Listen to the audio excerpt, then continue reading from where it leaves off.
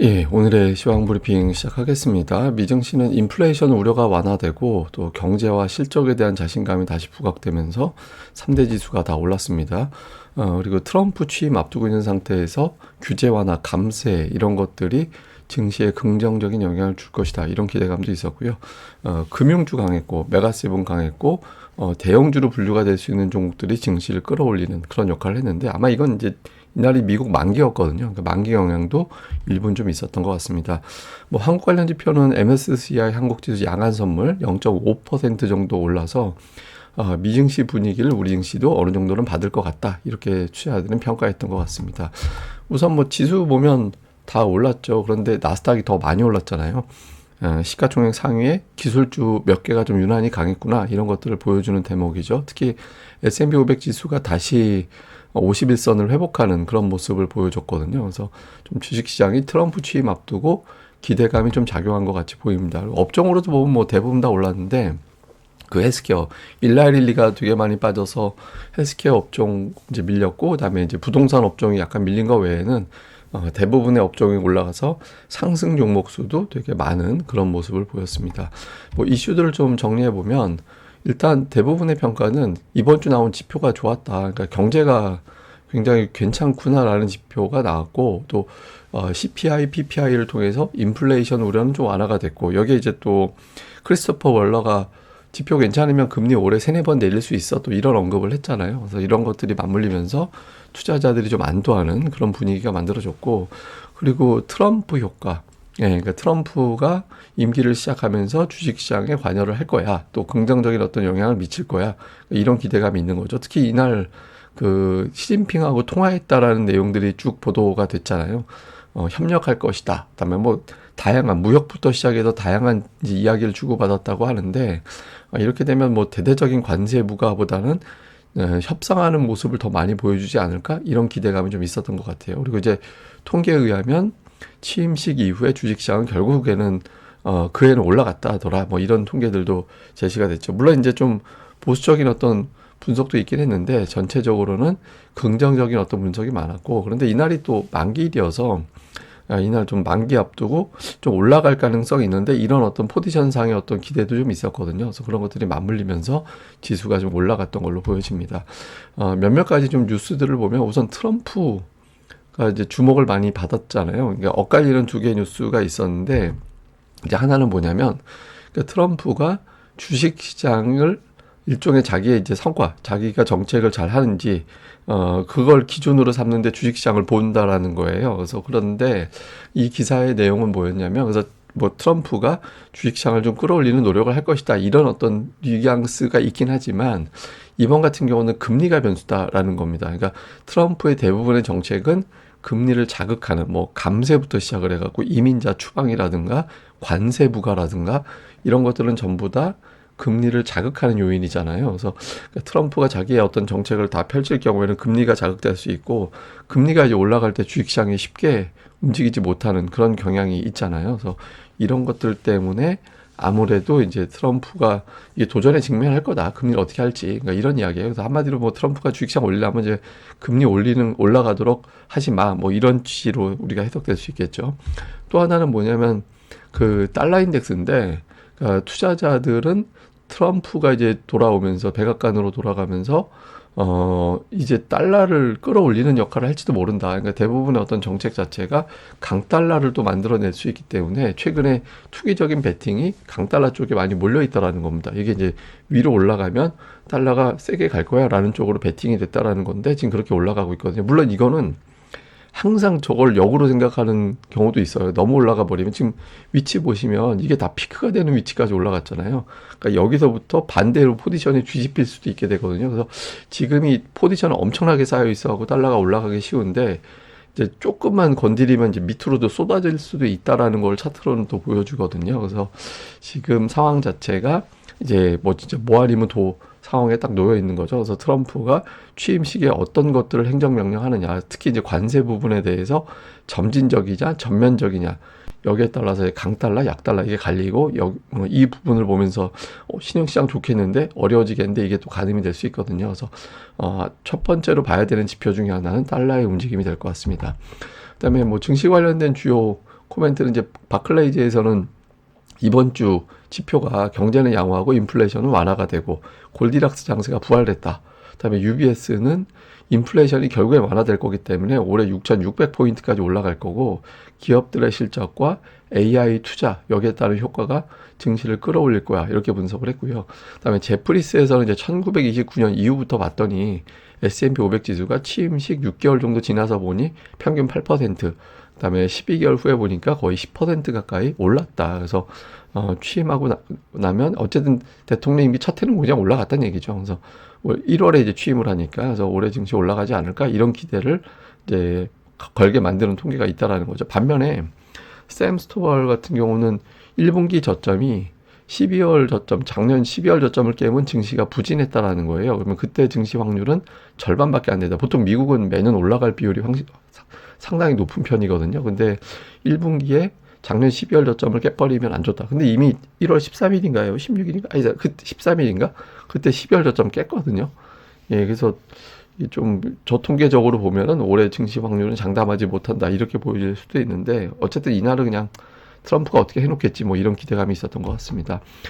특징주를 보면 일단 시가총액 순위로 제가 쭉 나열한 건데 테슬라가 오늘 3% 올랐습니다. 근데 테슬라 올라갈 때 뭐 때문에 올라가느냐에 따라서 우리 증시의 영향이 달라지잖아요. 근데 올라간 게 뭐 무슨 기업들 실적 이런 거보다는 그러니까 머스크가 이제 틱톡을 인수할 수 있다 이런 내용들이 이제 보도가 됐거든요. 그 웨트부시에서 이제 인수할 가능성이 높다라고 분석이 되면서 올라가죠. 틱톡 미국 금지법 이거 대법원에서 합헌이다라고 판결을 내렸잖아요. 그 트럼프가 아무래도 저걸 뒤집을 것 같긴 한데 어쨌든 오늘 테슬라는 그것 때문에 올라갔고 애플이 생각보다 흘러내린 거에 비하면 반등이 약했어요. 근데 어쨌든 에버코어에서는 조정은 매수의 기회가 된다. 뭐 중국의 점유 낮아지는 거 의식할 필요 없고 신규 펀 나오면서 계속해서 이제 기대감을 자극할 거야. 이런 취지로 분석 보고서를 냈고요. 금융주 오늘 대체로 강했는데 트럼프 취임 이후에 규제 완화가 되면서 수혜를 받을 거다. 오늘 뭐 흔히 얘기하는 이제 트럼프 트레이드의 부활 뭐 이렇게 분석하는 쪽도 있었거든요. 그래서 어쨌든 금융주는 강했고 다음에 오늘 인텔이 9%나 올라갔죠. 지금 이름이 알려지지 않은 기업이 그러니까 유명하지 않다라는 게 아니라 어딘지 노출이 안 됐다는 얘기예요. 그래서 인텔을 전체를 다 매수할 것 같다, 인수할 것 같다 이런 보도가 나오면서 9%나 올라갔습니다. 그리고 오늘 그 키뱅크에서 주요 반도체 장비주들 목표 주가를 올렸거든요. 뭐 램 리서치라든가 이런 걸 이제 올렸는데 그런 재료를 포함해서 또 오늘 뭐 그러니까 TSMC 호재가 어제 제대로 다 반영이 안 됐잖아요. 그래서 올랐는데 반도체 업종 지수는 이번 주 월요일만 빠지고 화수목금 다 올랐거든요. 그래서 미국에서 은근히 강한 종목이 이번 주에 또 반도체 업종도 거기에 포함이 됐던 것 같습니다. 그리고 이제 미증시는 기본적으로 쉽게 안 빠진다 이런 게 있는 것 같아요. 그러니까 이게 뭐냐면 뉴스에서 경기 침체 관련된 기사가 얼마나 나오는지 그 기사의 양을 데이터화 시킨 거거든요. 최근에 보면 원체 낮아져 있어요. 그러니까 투자자들은 이제 경기 침체 자체가 없다라고 생각을 하기 때문에 주식시장이 쉽게 빠지지 않는다. 이렇게 보는 게 하나가 있고 또 하나는 이제 미국의 주요 대형주들을 보면 올해 초 이후에 별로 올라간 게 없어요.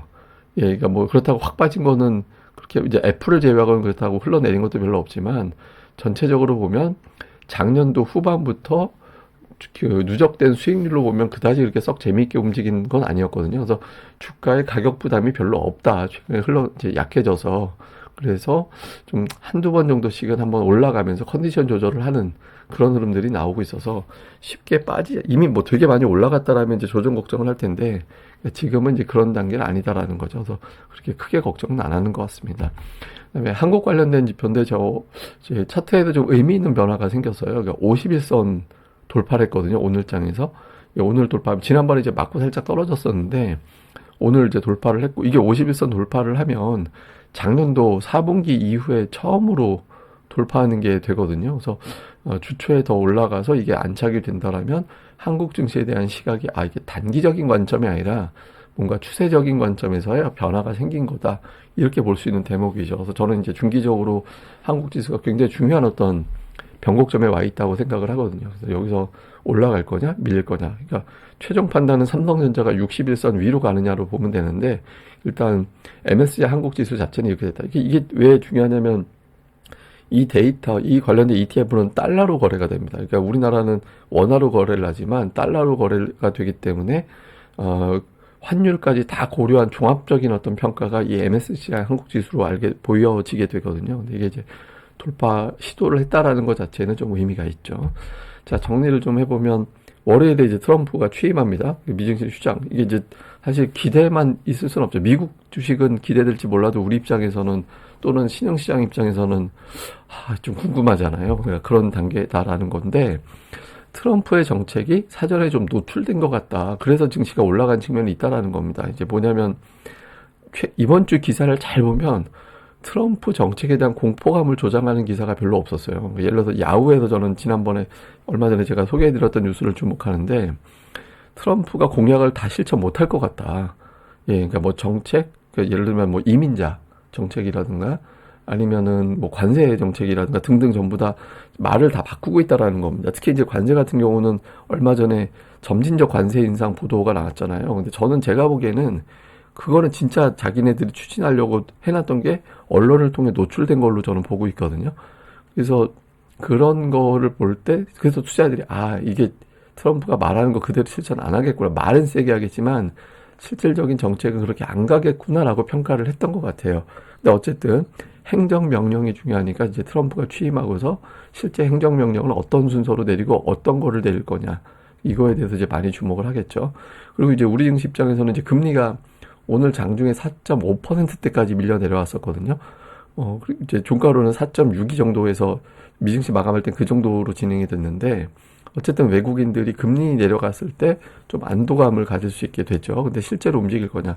주간으로 보면 이제 한 주간 매도를 했으니까 외국인들이 이제 돌아오는 게 되게 중요하죠. 근데 어쨌든 우리 증시는 글로벌 선두권 여전히 있고, 작년도 4분기 이후에 처음으로 3주 연속 올라가는 그런 흐름이 나왔거든요. 그래서 주말 사이에 나온 뉴스로는 이걸 이제 뒤집을 만한 사항은 없었는데, 이제 또 트럼프가 이제 취임하면서 이제 여러 가지 말을 쏟아낼 거기 때문에, 예, 이제 그런 어떤 발언에 또 이제 시장에서는 이제 관세, 감세, 그다음에 뭐 이민, 뭐 이런 것들, 그다음에 이제 중국에 대한 또 북한에 대한 이런 언급 등등 이런 것들을 또 많이 주목을 할 것 같습니다. 근데 이제 이게 또 하나 주목해 봐야 되는 게 뭐가 있냐면, 올해 같은 경우는 미국의 모든 업종의 실적 추정치가 플러스예요.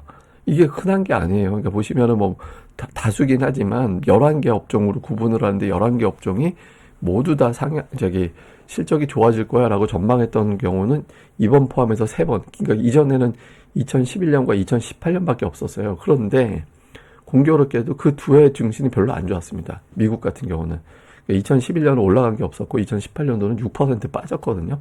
실적 피크론이 같이 작용하다 보니까 부진했어요. 그러니까 이건 미국이 그렇다라는 거고, 근데 어쨌든 이제 우리 시장은 어떻게 될지는 이거하고는 좀 반대. 그러니까 예를 들어서 이런 것도 가동될 수 있거든요. 그러니까 올해는 미국보다 신흥시장에 좀 투자해 볼까 이런 게 나올 수도 있는 거고, 나쁘게 보면은 이제 미국이 정점이니까 글로벌 증시도 어렵지 않을까? 그다음에 또 좋게 보면은 이번이 정점이 아니라 계속해서 이어질 거야. 이런 여러 가지. 왜냐하면 기존에 있었을 때는 AI라는 게 없었거든요. 지금은 AI라는 게 생기면서 전체적인 산업의 효율성이라든가 이런 걸 끌어올리는 초기 단계에 해당되기 때문에 좀 달라질 수 있거든요. 그래서 여러 가지 어떤 시나리오가 나올 수 있는 대목입니다. 그래서 올해 주식시장 초반, 연초에 어떤 트럼프의 어떤 흐름으로 일단 첫 번째 단추가 깨어지는 거라서 이제 어느 쪽 시나리오로 그려나가게 될지는 이제 초반에 좀 보면서 우리가 가늠을 해보면 될 것 같습니다. 예, 오늘 하루 또 잘 보내시고요. 저는 또 다음에 뵙겠습니다. 구독하기와 좋아요까지 꼭 부탁드립니다. 감사합니다.